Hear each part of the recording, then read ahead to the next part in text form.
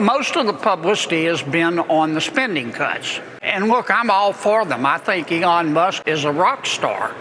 The Tofu crowd is mad. But, when you trim fat, pigs squeal. That's just the way the world works. That's the law of nature.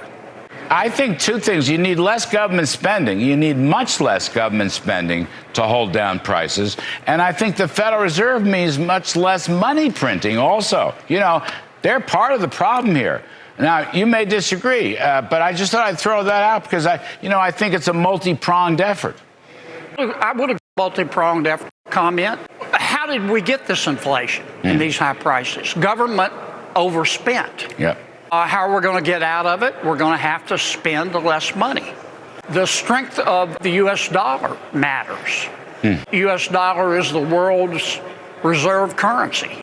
Actually, that's probably not true. I think the real reserve currency in the world is a Taylor Swift concert ticket. But the U.S. dollar is number two. Okay. If we reduce spending, interest rates will fall. Well, we also got to deregulate the economy, and we've got to increase wages. And the only way you can do that is to stimulate the economy, which we're going to do through our reconciliation package. Taylor Swift notwithstanding. Senator Rand Paul, another very smart chap. He's talking about turning the DOGE savings, and for that matter, any savings, into permanent cuts to the baseline through rescission authority, which, as you know, is really only 51 votes and hasn't been used in many, many years. By the way, can I just say, sir, way back when I was a young man working for Ronald Reagan in his budget office, I was assistant budget director then, I was 12 years old, but we used rescission authority a lot.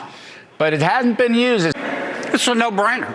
We talked about it with Elon Musk yesterday at lunch. We need to pounce on this concept of rescission like a ninja. And what does that mean? That just means you introduce a bill to take the spending cuts found by Mr. Musk and to have Congress take the money back.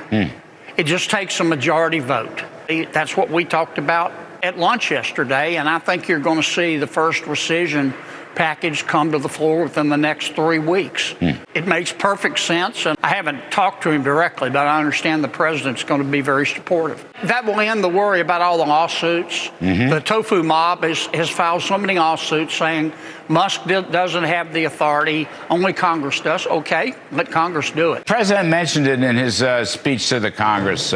He was kidding. He said to Bobby Kennedy, okay, Bobby, maybe people are healthier. They live to be 150.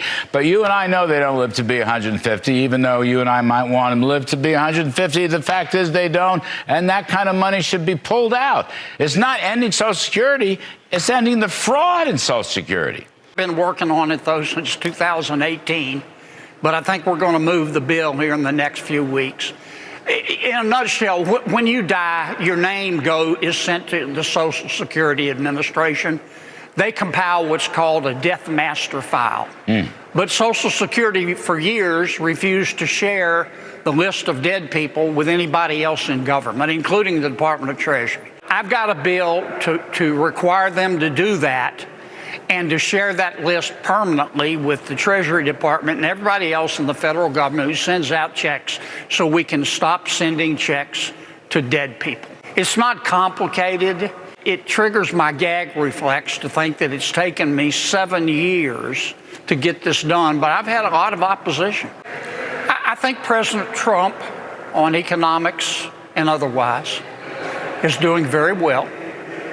But you remember the old saying, the danger of rising high is that the air gets thin.